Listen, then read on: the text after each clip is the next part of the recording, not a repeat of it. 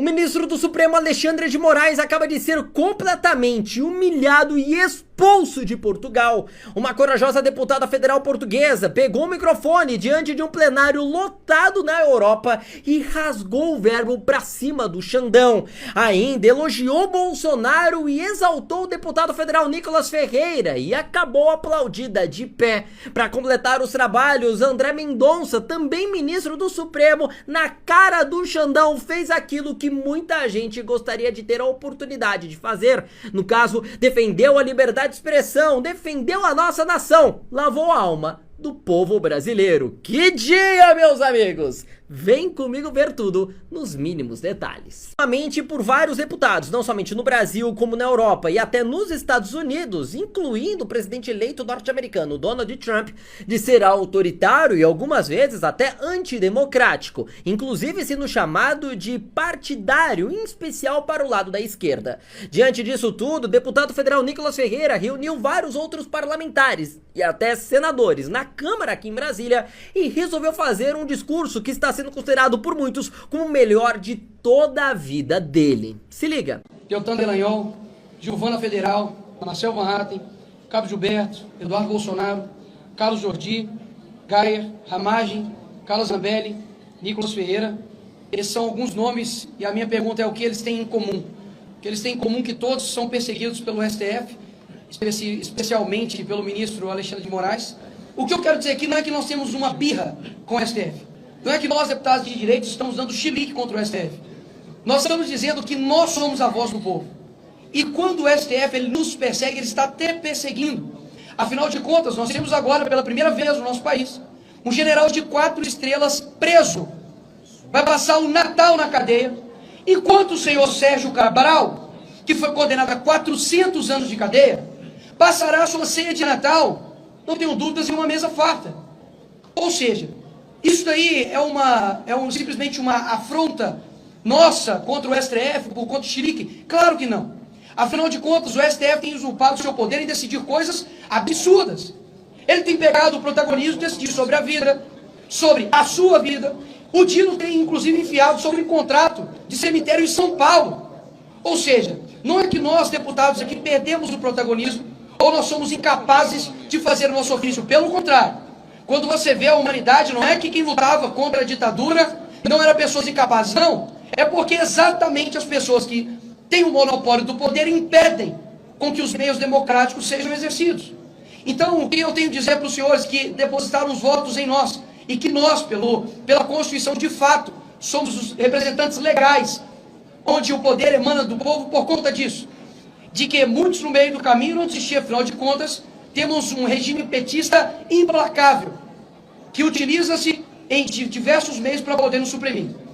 Mas no meio desse caminho, alguns irão desistir, outros irão desanimar, outros irão atacar quem está colocando até mesmo sua própria liberdade em jogo para poder te defender. Mas quero deixar algo bem claro. A história não se resume somente por batalhas ganhas ou perdidas.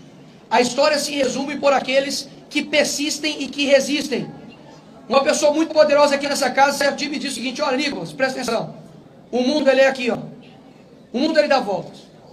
Os mesmos asseclas que prenderam Lula também soltaram Lula.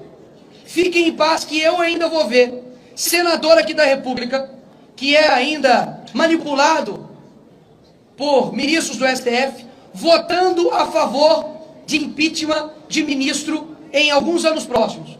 Porque as pessoas não estão cegas.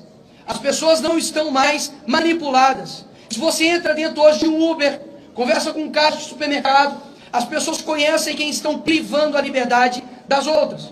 Então fiquem em paz, porque 2019, Lula estava preso, Dilma tinha recentemente sido impeachmentada, e todo o sistema se juntou para poder beneficiar uma pessoa que é vergonha internacional. Vocês acham que o Brasil também não irá se juntar para poder retomar ao poder aquele que, de fato, prega uma pátria livre e não uma pátria preso? E esse nome que gera pavor, arrepios, desde professor universitário que doutrina, desde bandidos que traficam nesse país, desde criminosos que estão soltos, desde corruptos que estão aqui nesse parlamento e nesse congresso. Há somente um nome que gera arrepios que chama Jair Messias Bolsonaro. Esse é o nome para poder dizer que ele não está sozinho. Vocês não ganharam de 10% de diferença. Vocês não ganharam de 40% de diferença. Foi 1% praticamente de diferença. Ou seja, a nova geração que está vindo está percebendo que a nossa liberdade, ela vale mais do que tudo. E as pessoas estão extremamente atentas a isso. Então o recado para o STF. 2016, que pena que eu não tenho 35 anos, não veria como senador. Mas em 2026, Jair Bolsonaro, com todo esse exército que tem aqui atrás, nós iremos fazer a maior bancada do Senado para poder pautar e reequilibrar esse país. Esse é o recado que eu tenho para aqueles que estão usurpando o seu poder, que acham não, que tem certeza, que tem até poderes sobrenaturais, porque agora estão fiscalizando até oração de pastor, oração de padre, na verdade, porque padre agora não pode mais fazer prece.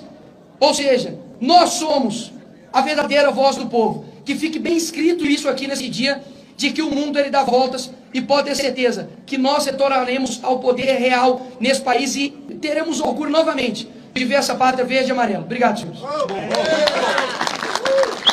Bom, e se já não bastasse isso, durante a votação em relação à liberdade de expressão dentro da internet, o ministro do Supremo, André Mendonça...